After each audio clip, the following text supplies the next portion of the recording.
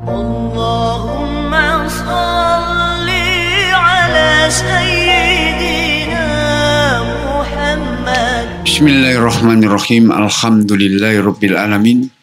Al-qailu fil kitabihil karim. A'udzu billahi minasyaitonir rajim. Bismillahirrahmanirrahim. Wal asri innal insana lafi khusrin illa alladzina amanu wa amilus solihati wa tawasaw bil haqqi wa tawasaw bis sabr. La in syakartum la azidannakum wa la in kafartum inna azabil lasadid. La haula wa la quwata illa billah. Amma ba'du. Hadirin hadirat rahimakumullah. Pertama-tama mari kita panjatkan syukur kehadirat Allah Subhanahu wa taala. Karena berkat rahmat Allah yang Maha Kuasa pula malam ini kita dapat bersilaturahmi di Hotel Singgasana ini. Karena Allah Maha Kuasa pula kita malam ini mendapat nikmat kesempatan dan nikmat kesehatan. Berkat rahmat Allah yang Maha Kuasa pula, di malam hari ini kita dapat bersama-sama bermujahadah, berzikir untuk mendekatkan diri ke kehadiran Allah Subhanahu wa taala. Yang keempat, salawat dan salam kepada junjungan kita Rasulullah Muhammad SAW yang telah memberikan kepada kita ajaran-ajaran, tuntunan-tuntunan dalam agama Islam. Mudah-mudahan kita menjadi umat Islam yang baik dan benar, tekun menjalankan apa yang diperintahkan, dan kita menjauhi apa yang dilarang. Hadirin hadirat rahimakumullah. Di dalam surat Wal Asri tadi, sudah jelas-jelas kita tahu semuanya. Bismillahirrahmanirrahim. Wal asri.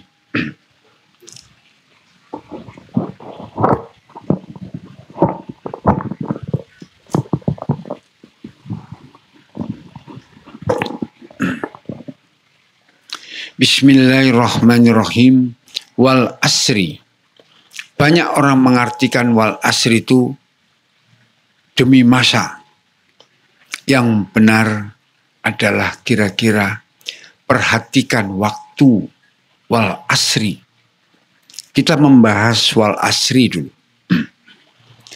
Wal asri di sini kita diperintahkan untuk memperhatikan waktu.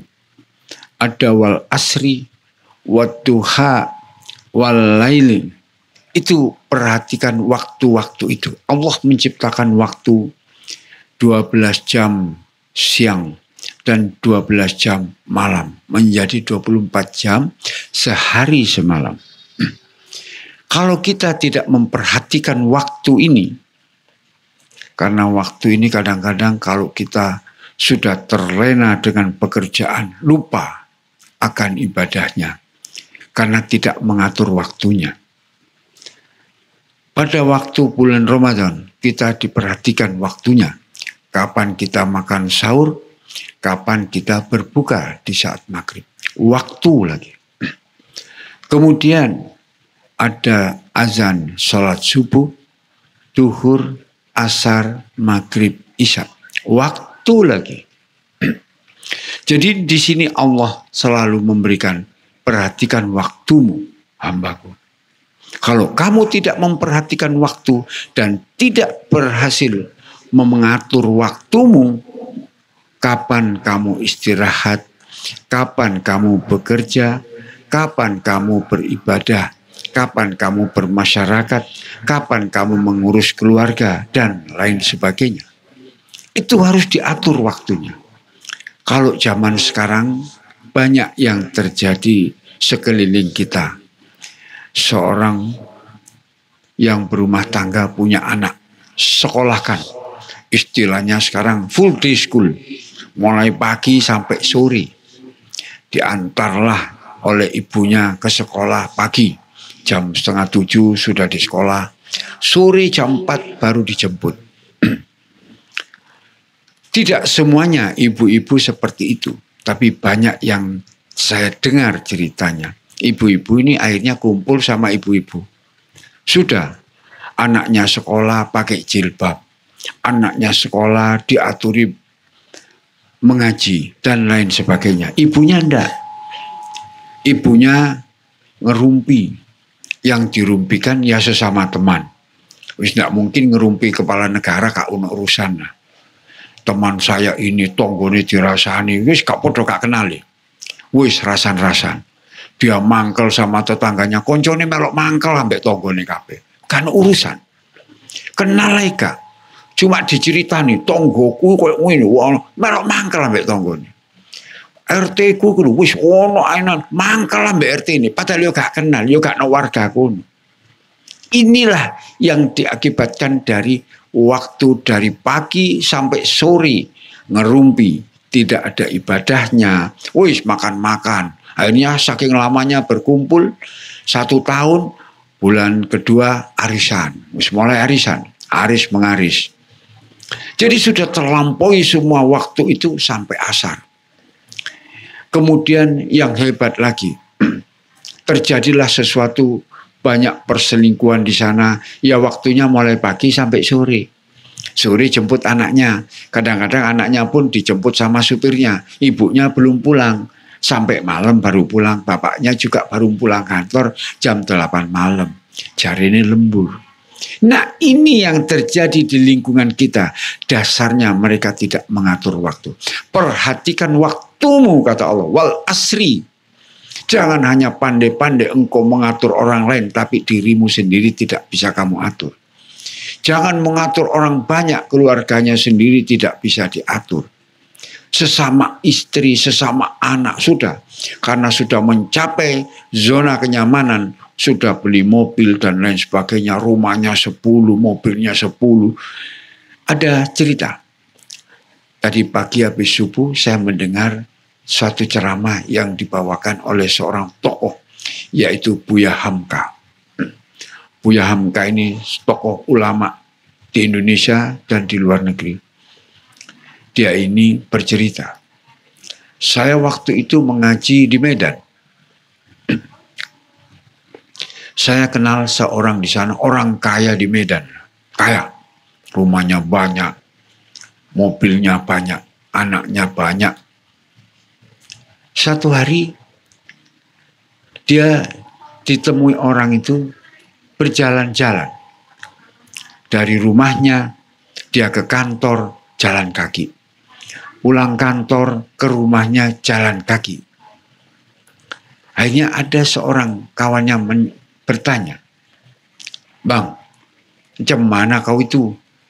Mobil banyak, rumah banyak, kemana-kemana jalan kaki." Apa jawabnya orang kaya si abang ini? Kalau aku ini anaknya orang miskin. Anakku itu anaknya orang kaya. Dia pantas naik mobil. Jadi aku menikmati karena aku ini anaknya orang miskin. Jalan kaki lah aku. Nah, apa artinya kekayaannya buat dia? Akhirnya dia diperbudak oleh kekayaannya itu. Tidak menikmati.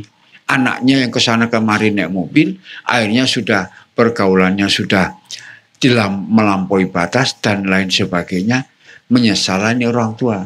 Mending anakku katanya jadi anak orang miskin daripada menjadi anaknya orang kaya. Mobilku belikan satu-satu, rumahku belikan satu-satu. Apa yang terjadi? Rumahnya dipakai berzina, mobilnya dipakai berzina oleh anak-anaknya. Itulah. Ini ada lagi satu cerita. Tahun 85 saya rajin golf di Yani sini, Ayani. Ada kelompok saya, itu para pensiunan pejabat-pejabat. Ada pensiunan bank, ada pensiunan pelayaran, dan lain sebagainya. Salah satunya ini salah seorang mantan kepala bank terbesar di Jawa Timur, bank pemerintah. Jangan saya sebut namanya, kasihan sudah almarhum. Satu hari dia ngomong, Kapan semua ada waktu? Kita ber-20. Jadi kalau golf itu kan 4-4 satu kelompok. Anak jadi 5 kelompok, kumpul jadi satu kelompok. Bapak-bapak semua tidak ada ibunya. Jadi sing dirasani panganan, doa kesehatan, doa. Umurnya waktu itu sudah sekitar 60-an semua. 65 sudah pensiun zaman dulu. Dia bercerita, saya punya rencana katanya. Saya mau ngajak kalian semua, kita jalan-jalan keliling, naik bis. Saya charterkan bisnya yang edisi Lux zaman dulu. Kemudian nanti nginep hotel, main golf 1 minggu, saya yang bayar. Bapak tinggal main, makan, tidur di hotel, saya bayar.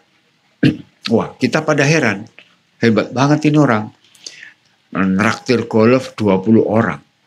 Sekali main golf zaman dulu itu masih murah, 200.000. Kalau sekarang itu sekitar 1,5 juta, 900 paling murah sekarang. Ditraktir kita, berangkat naik bis. Boleh bawa istri, jadi masing-masing orang 20 itu bawa istri, jadi 40 orang. Dari Surabaya mampir Solo, makan siang, belum ada tol, makan siang. Turun kita di toko-toko batik pinggir jalan, dia bayarin semuanya, batik-batik, bayar, bisnya naik. Nginep di Jogja. Di Jogja nginep, hotelnya di apa namanya itu, lupa saya. Kemudian di Hyatt, di situ main golf. Orang 10, orang 20 main golf. Nginep semalam. Besoknya jalan-jalan ke toko-toko batik, dibayar semua. Terserah mau ngambil berapa batik, pokoknya dibayar. Kemudian nginep lagi di Magelang. Nginep main golf lagi. Makan sudah makanan yang tradisional sampai gak tradisional, makan siang, malam, siang. Siang berangkat ke Semarang. Nginep di hotel lagi di Semarang. Sama. 2 malam kita main golf, pindah lapangan 1, pindah lapangan 1. Itu. Terakhir kita mau pulang, kita tanya, Bang, kenapa sih kok kita ditraktir ini? Kita senang, terima kasih. Dia cerita, anak saya 4. Semua saya belikan rumah satu-satu, mobil satu-satu, sejak dia SMA. Tapi setelah saya melihat perjalanannya, rusak anak saya. Rusak ini pergaulannya, pendidikannya, dan lain-lainnya. Dia jual rumahnya semua itu anaknya. 4 rumah dijual, mobilnya dijual semua, anaknya dibelikan sepeda motor satu-satu. Bebek, tidak yang besar-besar. Dia belikan sepeda motor bebek. Sudah itu, uangnya saya kumpulkan, nanti saya mau umroh katanya. Ini sementara sebelum ini saya membagi rezeki, mau alhamdulillah senang. Ya itulah ceritanya. Dia salah, saya salah langkah mendidik anak saya. Ternyata tidak benar kalau anak itu diberikan rumah satu-satu, yang terjadi seperti itu. Anak ini jadi malas sekolah, naik mobil ke sana kemari, lupa sudah. Waktunya dia sholat sudah tidak pulang, pulang jam 12 malam tiap hari. Uang tabungannya saya isi tiap bulan. Ini yang terjadi. Karena dia itu salah seorang direktur bank. Dia itu kalau dari bank jam 8 pagi, dia cuma ngintip di jendela. Banyak tamu. Dia malas ketemu tamu. Padahal semua tamu itu minta kredit. Mesti ada uangnya. Dia bilang gini, bilang ajudannya, bilang saya pergi rapat. Ya main golf di Yani ini dulu. Mulai pagi sampai siang dibayari. Dia katanya di sana rapat. Jadi tidak ada yang berani ini karena dia direktur bank. Begitu yang dilakukan berhari-hari, berminggu-minggu, berbulan-bulan. Sampai dia pensiun. Waktu dia umroh, di situ dia dapat balasannya. Dia berangkat dengan pejabat negara. Waktu itu. Wakil Presiden, Ketua MPR, berangkat dia. Umroh ke Madinah, ke Mekah, mampir turun di Jeddah. Di Jeddah ini dia karena pejabat semua, hotelnya yang bintang 5, bukan bintang 4, bintang 5. Mereka nunggu di lobi. Mulai pagi dia nunggu, sampai sore tidak ada yang ngeladeni. Orang resepsinya ditanya, saya tidak tahu kamu. Kami sudah bakal, saya tidak tahu. Yang berdasarkan kalau ada catatan baru saya urus. Jadi pagi sampai situ. Pejabat negara waktu itu. Semua sama kelakuannya rupanya. Sampai sore tidak ada yang layan. Baru isak baru datang pengurusnya, baru diurus kamarnya satu-satu. Itu yang saya alami waktu saya di Mekah. Dibalas oleh Allah. Bagaimana rasanya orang menunggu saya. Saya di Jeddah menunggu untuk masuk kamar aja enggak. Akhirnya mereka makan sembarangan di warung-warung. Pejabat negara dan direktur-direktur bank seluruh Indonesia, bank negara. Itu balasan yang saya dapat waktu saya umrah. Demikian berjalan terus sampai bertawaf sa'i, kemudian wukuf di Arafah. Selalu di belakang. Tidak VIP. Ruangannya VIP, pelayanannya terakhir-terakhir. Makan, orang sudah makan semua, dia baru dikasih makan. Orang sudah berjalan semua naik kendaraan, dia masih nunggu di pinggir jalan. Itu yang terjadi. Karena saya melalaikan satu kalimat, wal asri. Saya tidak mengatur waktu saya. Tapi saya dilibas oleh waktu. Karena saya tidak tahu waktu. Banyak orang, nanti ketemu, wah saya tidak ada waktu. Selalu kalimatnya, karena saya tidak ada waktu. Karena dia tidak mengatur waktunya. Oleh sebab itu saya ingatkan hadirin hadirat rahimakumullah. Atur waktumu. Kalau kalian manusia tidak bisa mengatur waktu, identik dengan sapi. Sapi binatang itu tidak tahu waktu. Kapan dia tidur, kapan dia makan, wis karepe dhewe. Itu karena dia tidak bisa mengatur waktu. Manusia kita diberi akal. Kita harus mengatur waktu kita. Kapan kita beribadah, kapan kita istirahat, kapan kita untuk keluarga, kapan kita untuk bersosialisasi dengan tetangga, karena semua tetangga adalah makhluk hidup. Kapan kita mengurus orang lain, berorganisasi, keagamaan, boleh. Tetapi yang benar. Kalau kita sudah berorganisasi, terus kumpuli kayak ibu-ibu arisan niku mau, sing dirasani tonggone melok kabeh mangkel. Sing dirasani RT ini kabeh mangkel ambek Pak RT ini. Ndi RT-mu, ndi pengen aku RT ini, mesti ngono. Padahal yo gak ono urusan ambek Pak RT, gak ono urusan ambek tonggone, yo gak ono. Omane ambek guru, aku gak seneng ambek guru, melok mangkel kabeh ambek guru ini. Wis kena hasutan. Karena hasutan tidak kenal pun, jadi dia terbawa oleh isu-isu itu.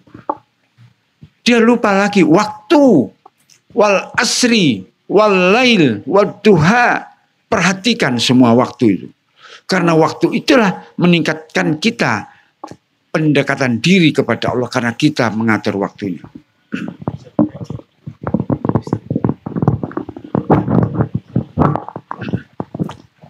Karena waktu itu tadi kita terlibas oleh waktu. Perhatikan waktumu. Kapan kamu bangun tidur? Wis gak karu-karuan. Tangi jam 7. Sholat subuh jam 7. Kan gak apa-apa mas. Wong dek tas tangi. Ada kiai bilang dulu. Ada muridnya itu bangun subuh jam 7. Dia ngomong yang muridnya, santrinya sholat. Sholat apa hari ini? Sholat subuh pak. Jam 7 sholat subuh. Ngini lu. Tak urui kon nek sholat jam 7 iku meremo cek ketok peteng. Ojo melek. Jadi tetep ketok peteng. Utawa lek kak motomu tutupen sapu tangan. Jadi anggapen cek peteng. Itu kiai ini ngerasani murid santri ini nok sebelah. Kon meneh-meneh lek sholat subuh kawanan motomu tutupen sapu tangan jadi tetep peteng. Nah itu guyonannya. Tapi sebetulnya tidak bolehlah begitu. Memang pernah ada satu sejarah di dalam hadis itu. Rasulullah pernah mengerjakan sholat subuh sudah mendekati duhur. Waktu itu habis berperang Rasul. Berperang pagi capek pada tidur semuanya. Kemudian Rasul bangun. Terbangun Rasul sudah tinggi matahari. Dia bangunkan Bilal. Kamu azan subuh. Nah, Rasul tetap melakukan sholat fajar, kemudian Bilal azan. Bangun semua sholat subuh. Cuman sekali itu tok keturun karena mari perang. Tidak pernah lagi sesudahnya. Kemudian tidak lama kemudian lagi habis salam dan lain wiritan, azan duhur, langsung baru duhur. Pernah kayak gitu. Tapi jangan menjadi patokan. Cuma sepisan tok, adik perang lah, sampean gak perang. Jagongan sampai isu, cari berjuang. Jagongan sampai isu, cerita-cerita tok ae main internetan, sing totoan pisan. Wis tau ngobrol sampai isu, diomongno sing gagah. Akhirnya ngelantur, tidurnya jam 7 pagi. Nah, itu tidak sama dengan waktu Rasul berperang. Iya perang Rasul, tangine kawanan. Boleh. Tapi jangan dipakai dasar bahwa Rasulullah tahu kok sholat subuh wis karepe duhur. Tapi bukan begitu. Oleh sebab itu saya sekali lagi mengingatkan malam ini. Mari kita atur waktu. Perhatikan waktu dan atur waktumu. Jangan sekali-sekali mengabaikan akan waktu. Walail, ada malam hari. Kenapa ada malam? Inilah nikmat Allah memberi malam. Nikmat Allah memberikan matahari, nikmat Allah memberikan bulan. Kadang-kadang bulan menjadi indah, seindah warna kecantikanmu. Padahal bulan ini bolong-bolong, Kak Roto. Jadi bojone kok akeh bolong-bolongi. Jadi itu wajahmu seperti bulan, seindah bulan bersinar.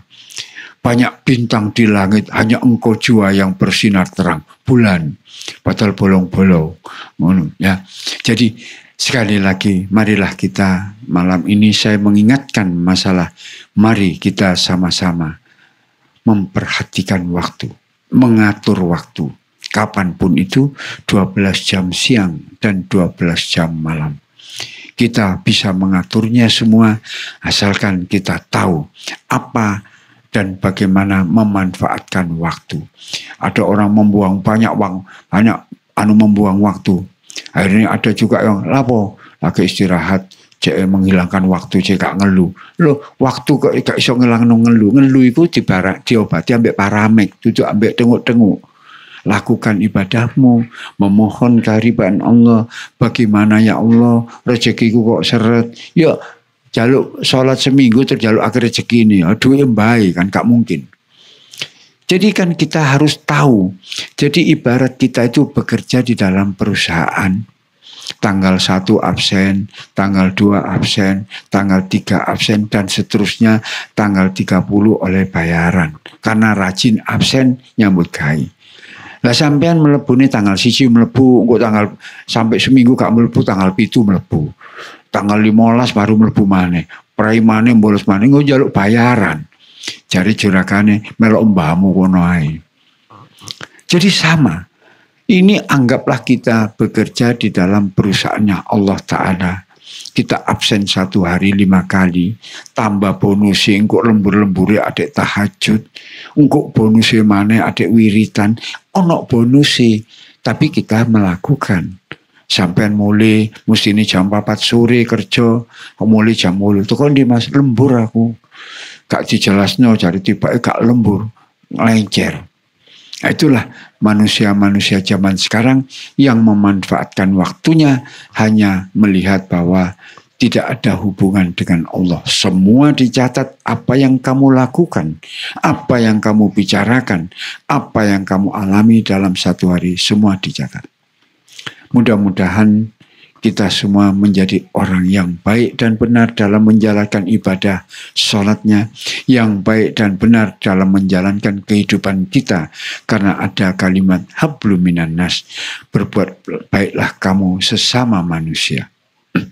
Demikian yang saya sampaikan sedikit malam ini, mudah-mudahan bermanfaat buat kita semua dan diri saya. Amin, amin, amin. Billahi taufiq wa hidayah. Wassalamualaikum warahmatullahi wabarakatuh.